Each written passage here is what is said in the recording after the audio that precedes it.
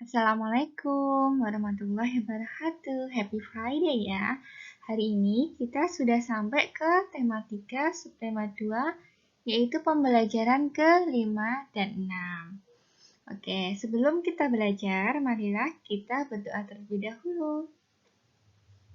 Alhamdulillah, mari kita belajar hari ini ya. Kita mulai. Bismillahirrahmanirrahim. Tahukah kamu penemu komputer?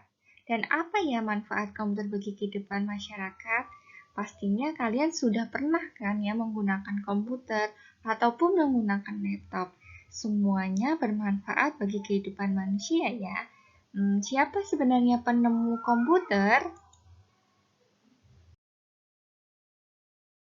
Nah, namanya adalah Charles Babbage, mengubah dunia dengan komputer. Charles Babbage adalah seorang ahli matematika. Beliaulah pengagas utama dalam penemuan komputer.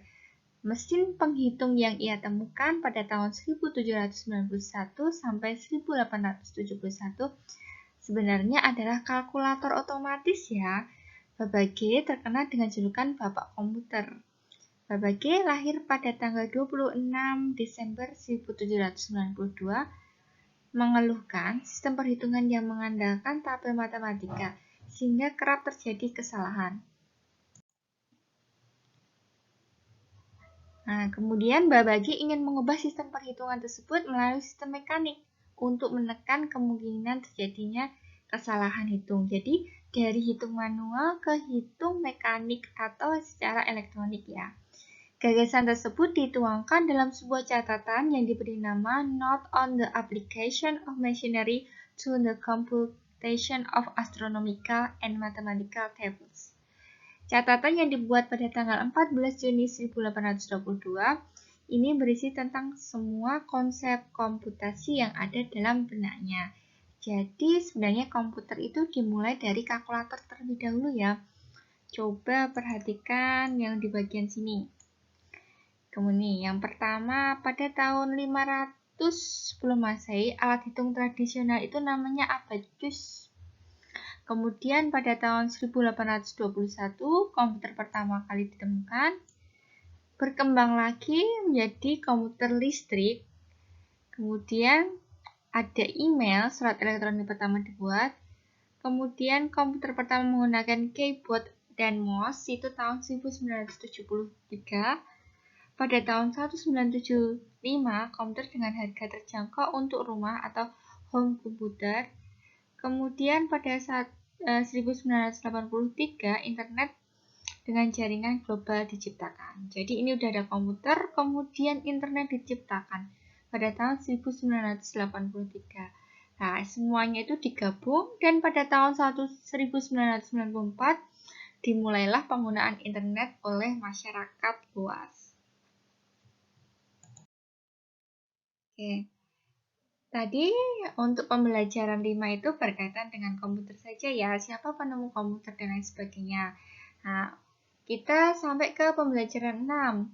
Untuk meningkatkan konsentrasi saat belajar, kita harus memelihara kesehatan jasmani ya. Dengan kesehatan yang baik, banyak hal yang akan kita peroleh. Bahkan mungkin suatu hari nanti kita menjadi ilmuwan, dapat menciptakan sesuatu yang dapat mengubah dunia. Nah, sekarang mari kita olah tubuh dengan mengulang kembali latihan untuk beberapa kebugaran jasmani. Kemarin seperti ada lari, kemudian push up, dan lain sebagainya. Itu bisa untuk berlatih kesehatan jasmani. Ketika kita jasmaninya sehat, kita dapat melakukan berbagai permainan ya. Salah satunya dapat bermain badminton. Siapa yang pernah bermain badminton? Nah, ini sejarah penemuan badminton. Nama badminton berasal dari sebuah rumah atau istana di kawasan Gloucestershire, sekitar 2000 km sebelah barat London ya, Inggris. Badminton House, demikian nama istana tersebut. Menjadi saksi sejarah bagaimana olahraga ini mulai dikembangkan menuju bentuk sekarang. Di bangunan tersebut, sang pemilik Duke of Beaufort dan keluarganya pada abad ke-17 menjadi aktivis olahraga ini. Akan tetapi, Duke of Doverford bukanlah penemu permainan ini. Badminton hanya menjadi nama karena dari situlah permainan ini mulai dikenal di kalangan atas kemudian menyebar. Badminton menjadi satu-satunya cabang olahraga yang namanya berasal dari nama tempat ya. Jadi yang menciptakan itu orang lain, tetapi nama badmintonnya itu merupakan nama dari Badminton House. Ini sebuah istana.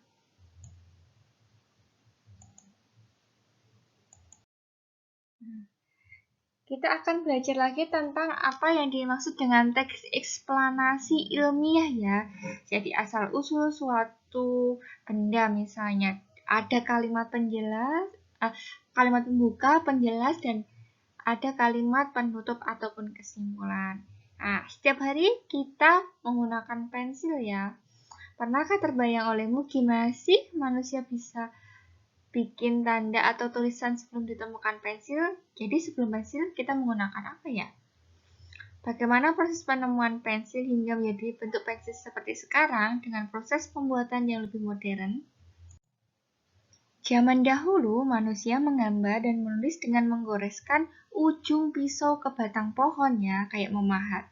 Lalu pada masa Romawi kuno, sebilah logam tipis dipakai untuk membuat goresan pada batu lembar daun papilus. Perkembangan pensil dimulai sejak ditemukannya grafit pada tahun 1564 di Barowatke, Inggris.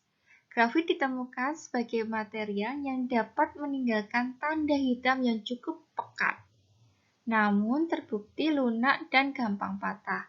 Untuk itu, grafit membutuhkan tangkai untuk memegang. Pada mulanya, grafit hanya dibungkus oleh tali yang terbuat dari kulit domba. Terus, ditemukan cara untuk memasukkan grafit di dalam dua bilah kayu yang dilubangi. Nah, ketika itulah mulai dikenal alat tulis yang kini dinamakan dengan pensil. Jadi, granitnya dimasukkan ke dalam kayu agar tidak cepat patah. Pensil mulai dibikin secara massal pada tahun 1662 ya, di Nuremberg, Jerman. Selanjutnya, mulai abad 19, Faber-Castell, Lyra, Staedtler, dan perusahaan-perusahaan lain mengembangkan pensil untuk alat tulis secara besar. Pada zaman modern, pensil dibuat dengan hancurkan grafit murni sama tanah liat hingga berbentuk bubuk. Kemudian campuran ini dicetak menjadi bentuk pensil panjang dan dilapisi dengan kayu. Jadilah pensil dengan bentuk yang kita kenal saat ini. Ini banyak kata tidak baku ya, setelah ini kita akan belajar kata baku dan tidak baku. Kemudian, pensil menjadi benda yang penting. Karena kalau tidak ada pensil, kita bakal kesulitan waktu belajar. Nah, ini. Berikut merupakan asal-usul dari pensil. Ini ada di buku tema 3 ya, subtema 2. Ini ada beberapa kata yang tidak baku, seperti contohnya banget. Ini dalam katanya tidak baku. Bakal, enggak, itu ternyata kata-kata tidak baku juga. Dalam penulisan teks eksplanasi harus menggunakan kata baku. Pada paragraf pertama itu tadi yaitu pertanyaan tentang penemuan dan perkembangan pensil ya, bagaimana pensil itu dimulai. Kemudian paragraf 2 itu adalah deret penjelas bagaimana zaman dulu manusia menggambar dan menulis dengan cara menggoreskan pisau. Paragraf 3 juga masih tetap masih menjelaskan penjelas pembuatan pensil massal di Jerman. Kemudian pada zaman modern, pensil dibuat dari bubuk hasil penghancuran grafit dan tanah liat. Kemudian yang paling penting yaitu paragraf keempat, kesimpulan dan pesan.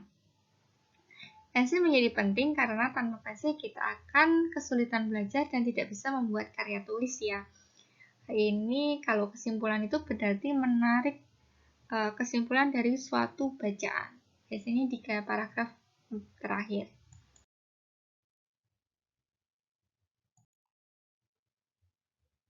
Setelah kita belajar tentang teks eksplanasi, kita belajar tentang kewajiban dan tanggung jawab ya. Kemarin kita sudah belajar ini. Coba perhatikan teks berikut. Ani adalah putri dari Bapak dan Ibu Yakob. Pak Yakob mendaftarkan Ani di sekolah yang cukup ternama di desanya. Pak Yakob memenuhi semua kebutuhan sekolah Ani, seperti buku, seragam, serta peralatan lainnya. Bu Yakob juga selalu membekali makanan sehat untuk Ani di sekolah. Ani sangat bersyukur dengan perhatian ayah ibunya. Ia selalu mematuhi nasihat ayah dan ibu.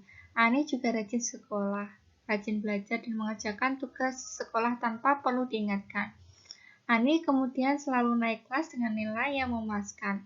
Bapak dan Ibu Yakob sangat bangga dengan Ani. Ini antara kewajiban yang bertanggung jawab ya. Jadi dari sini kita dapat memahami sebenarnya hak anak sekolah itu apa ya? Dalam teks di sini hak Ani. Yang pertama, mendapatkan pendidikan. Kedua, mendapatkan asupan makanan yang sehat ya. Yang ketiga, mendapatkan perhatian orang tua. Itu hak yang didapat Ani. Kemudian, dampak jika bertanggung jawab kepada kewajiban. Kalau Ani bertanggung jawab, berarti menjadi orang yang punya pendidikan, membanggakan orang tua, dan cita-citanya akan tercapai. Manfaatnya jelas. Tujuannya Ani misalnya pengen jadi dokter akan tercapai karena belajarnya sangat baik. Kemudian dihargai orang lain, dalam hal ini orang tua, karena bisa menunjukkan prestasi. Dampak jika tidak bertanggung jawab, terjebak dalam kebodohan, mengecewakan orang tua, dan bisa saja gagal mencapai cita-cita. Berikut adalah beberapa manfaat melaksanakan kewajiban dengan bertanggung jawab ya. Misalnya di rumah nih, merapikan mainan setelah bermain. Manfaatnya, mainan lebih cepat awet dan rumah tetap rapi. Akibat tidak melaksanakan, mainan mudah rusak dan rumah jadi berantakan. Bagaimana dengan di sekolah? Misalnya datang ke sekolah tepat waktu ya, manfaatnya tidak ketinggalan pelajaran. Akibat tidak melaksanakannya, proses belajar mengajar jadi terganggu nih. Kemudian kewajiban melaksanakan piket kelas. Nah, manfaatnya kelas jadi lebih bersih dan rapi serta nyaman untuk belajar. Akibat tidak melaksanakan, kelas kotor dan berantakan serta tidak nyaman untuk belajar. Kemudian dalam kita menggunakan fasilitas umum. Manfaatnya, semua orang dapat menggunakan fasilitas umum dengan nyaman ya.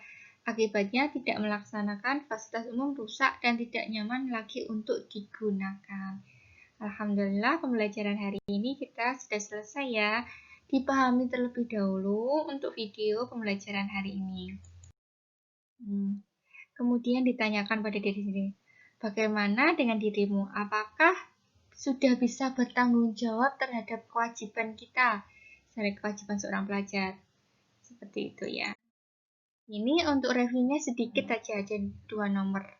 Coba latihan menuliskan pengalaman dan menjalankan kewajiban, baik di rumah maupun di sekolah ya.